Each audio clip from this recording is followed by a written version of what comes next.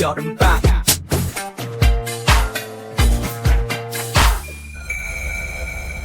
인천광역시 교육청 중등생들부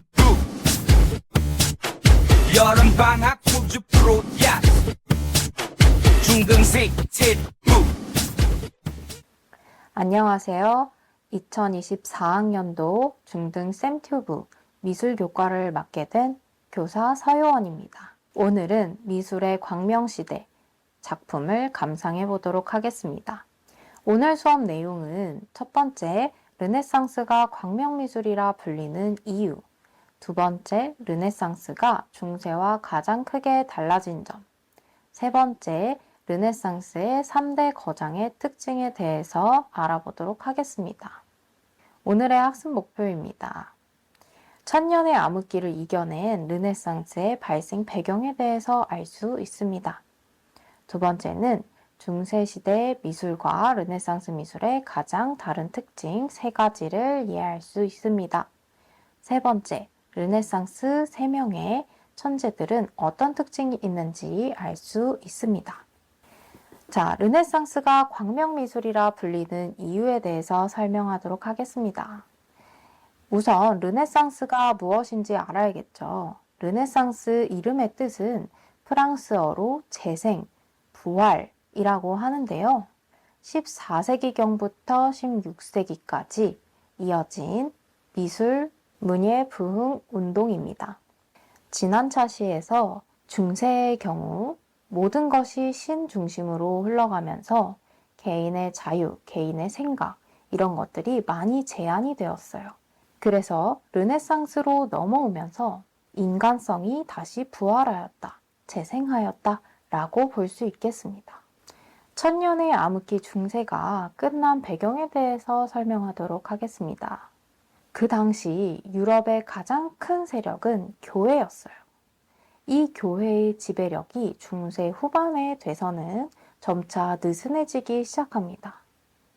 이러한 느슨해진 틈을 타서 반도 국가인 이탈리아에서 여러 문화를 수용하면서 이 르네상스가 시작이 되었어요.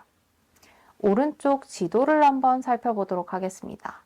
피렌체가 빨간색 점으로 표현이 되어 있네요. 이탈리아는 반도 국가이기 때문에 삼면이 바다로 이루어져 있습니다. 그래서 항구가 많은데요. 그렇다 보니 다른 내륙에 있는 나라들보다 훨씬 문화를 개방적으로 수용할 수 있겠죠. 그동안에는 계속해서 제한되어 왔던 학문이라든지 과학기술이라든지 미술이라든지 이런 문화들이 들어오기 시작하면서 피렌체에선 르네상스가 가장 먼저 시작이 되게 됩니다. 그 르네상스의 시작을 알린 작가를 한번 소개를 해볼까 하는데요. 바로 조토라는 사람입니다. 지오토라고도 불리는데요. 일단 작품을 한번 감상해 보겠습니다. 지난 시간에 배웠던 중세의 경우에는 현실 세계의 세속적인 자연을, 인간을 묘사할 필요가 없었기 때문에 매우 단순화되고 딱딱한 형태로서 묘사가 되어 있었는데요. 조토의 경우에는 어찌 보면 똑같은 교리의 내용을 작가가 해석해서 마치 드라마의 한 장면을 보는 것처럼 표현합니다. 게다가 옷 질감을 한번 볼까요? 옷 질감의 경우에는 마치 너무나도 자연스럽게 밑으로 흐르는 듯한 표현을 하고 있죠. 매우 사실적인 표현입니다. 중세를 생각을 해보면 그냥 단순화된, 그냥 옷 주름도 단순화된 선으로서만 표현이 되어 있었는데요. 여기서는 옷 질감의 그림자 표현, 명암까지 되어 있다라는 것. 게다가 이 조토라는 사람은 처음으로 가까이 있는 인물은 크게 그리고 뒤에 있는 인물은 작게 표현을 한 사람입니다. 즉, 2차원의 평면에 공간감을 처음으로 시도했던 사람인 거예요. 그래서 조토는 자연을 매우 면밀히 관찰하고 표현을 했다라는 것을 볼 수 있었습니다. 중세와는 아주 다른 특징이죠. 중세는 자연 환경을 관찰하지 않고 단지 관념에 있는 것들을 그려냈습니다. 하지만 르네상스부터는 개인의 시각, 개인의 관찰, 호기심, 탐구 이런 것들이 중요시 여겨졌다는 것을 보여주고 있죠. 자, 그렇다면 이 천년의 암흑기를 이겨낸 르네상스가 중세와 가장 큰 다른 점을 소개해 보고자 합니다.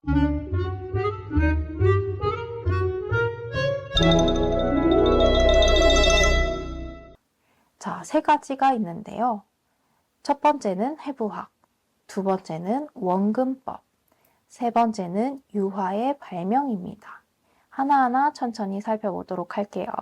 먼저 해부학은요, 인체의 아름다움을 최대한으로 묘사하고자 하는 욕구에서 시작이 되었습니다. 레오나르도 다빈치가 특히 이 해부학에 관심을 많이 가졌는데요. 인체 구조에 관심을 많이 가지면서 중세시대에는 허락이 안 되던 시체를 39씩이나 해부하고 여러 해부도를 남겼습니다.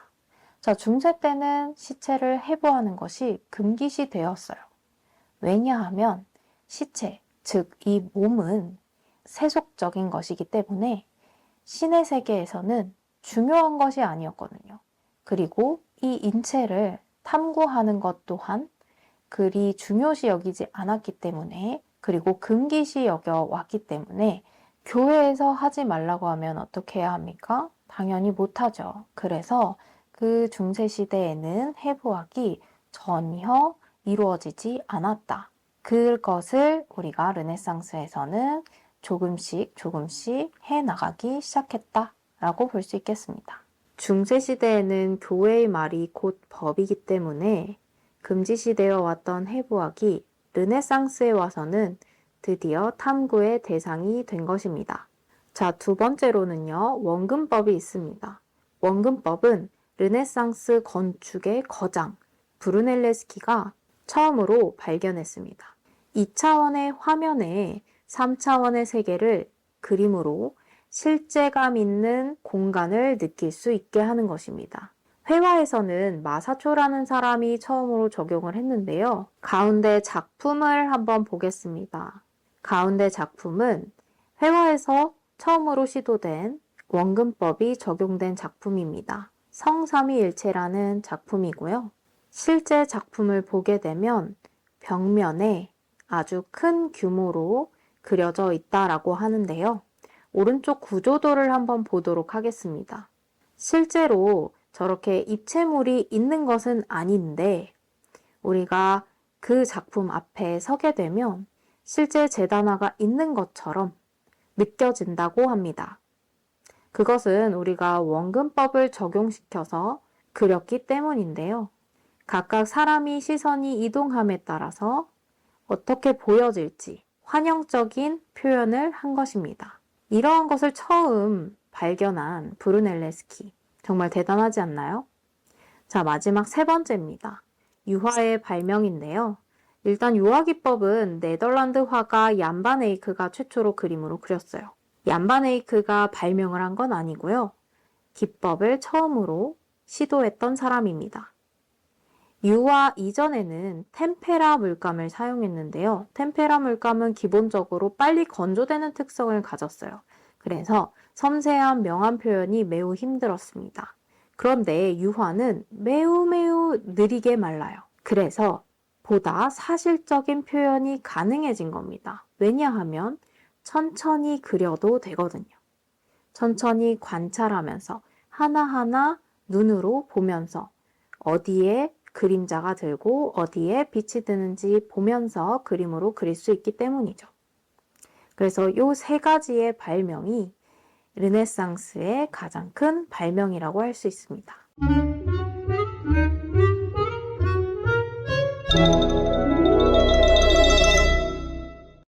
자, 다음 마지막으로 르네상스 천재 4인방을 소개하고자 합니다. 가장 나이가 많은 레오나르도 다빈치, 그리고 미켈란젤로, 라파엘로 순으로 설명하도록 하겠습니다. 레오나르도 다빈치는 직업이 매우 많았어요. 화가, 운동선수, 검객, 발명가 등등등 다양한 방면으로 탐구심이 많은 괴짜 천재였죠. 이 레오나르도 다빈치의 특징으로는 기본적으로 해부학을 좋아했기 때문에 해부학을 바탕으로 한 완벽한 형태력, 그리고 스푸마토가 있는데요. 스푸마토란 우리가 시선에서 멀어질수록 마치 안개에 쌓인 것처럼 뿌옇게 표현하는 것을 우리가 스푸마토라고 하는데요. 이러한 기법을 레오나르도 다빈치가 처음으로 시도했습니다. 가장 유명한 작품인 모나리자 작품에도 이 스푸마토가 적용이 되어 있는데요. 모나리자의 인물 뒤쪽으로 배경은 뭔가 안개에 쌓인 것처럼 뿌옇게 표현이 되어 있습니다. 뿌옇게 표현하는 이유는 결국엔 앞에 있는 사람과 뒤에 있는 배경을 분리시키기 위함이죠. 자, 일단 우리 맨 오른쪽에 있는 세례 요한을 한번 볼까요? 세례 요한을 보게 되면요. 우리가 처음으로 시선이 닿는 미간, 눈 쪽에서부터 매우 선명하게 표현이 되어 있습니다. 그런데 뒤에 머리를 한번 볼까요? 뒤쪽 머리는 뿌옇게 검정색 배경으로 사라지고 있습니다. 여기에도 스푸마토가 적용이 되었다고 볼 수 있는 것이죠. 자, 두 번째 천재 미켈란젤로에 대해서 설명하도록 하겠습니다. 미켈란젤로는 르네상스의 대표 조각가입니다. 그런데 조각가임에도 대표작은 벽화예요.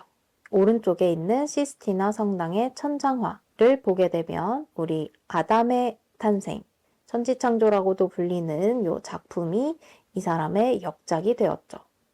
이 사람은 성격이 굉장히 괴팍하기로 유명한데요. 괴팍한 천재로 선생님은 명명을 했습니다. 작품의 특징으론 우락부락한 근육질의 역동성을 보여준다라는 건데요. 왼쪽의 피에타상도 미켈란젤로의 가장 대표작이긴 하지만 이 우락부락한 근육질의 특징이 잘 드러나 있지는 않습니다. 그런데 오른쪽의 시스티나 천장에 그려진 벽화를 보게 되면 굉장히 근육질의 남성과 여성의 모습을 볼 수 있습니다. 이는 미켈란젤로가 고대 그리스 로마의 조각상의 영향을 많이 받았다. 중세시대에 끊겼던 고대 그리스 로마의 영향을 미켈란젤로가 다시 이었다라고 볼 수 있겠습니다. 자, 라파엘로를 소개하도록 하겠습니다. 라파엘로는 이 천재 3인방 중에 가장 막내인데요. 이 막내는 레오나르도 다빈치와 미켈란젤로의 좋아 보이는 점을 보고 쏙쏙 자기 작품에 반영했던 스펀지 같은 천재입니다. 그래서 여담으로는 레오나르도 다빈치와 미켈란젤로가 라파엘로를 별로 좋아하지 않았다고 합니다. 다음 라파엘로의 작품의 특징을 한번 보도록 할게요. 라파엘로는 레오나르도 다빈치의 피라미드 구도와 얼굴 표정으로 감정을 표현하는 것에 영향을 받았습니다. 미켈란젤로의 경우에는 근육질의 역동적인 몸짓에 영향을 받았는데요. 이러한 것들을 합쳐서 라파엘로는 자신만의 기법으로 표현을 했는데요. 그 독자성은 포동포동하고 부드러운 살결 표현입니다. 왼쪽에 의자의 성모를 보게 되면 성모에게 안겨있는 아이의 다리를 한번 볼까요? 매우 울퉁불퉁한 근육이 표현이 되어 있는 것을 볼 수 있는데요. 근육과 함께 굉장히 또 포동포동한 느낌이 들죠. 그리고 여자의 얼굴을 보게 되면 마치 도자기 같이 굉장히 부드럽게 표현이 되어 있습니다. 이것이 라파엘로의 특징이라고 할 수 있어요. 이렇듯 르네상스는 중세의 천년을 이겨내고 매우 많은 발명과 그리고 천재들을 낳았는데요. 이 천재들이 미술의 기법을 완성하면서 나중엔 이런 말까지 돌았다고 해요. 미술은 끝났다. 하지만 미술은 끝나지 않았죠. 끊임없이 새로움을 추구하고 미술의 역할에 대해서 고민하는 작가들이 있었기 때문입니다. 다음 시간에는 르네상스가 끝난 이후 근대 미술로 다시 돌아오겠습니다. 고생하셨습니다. 감사합니다.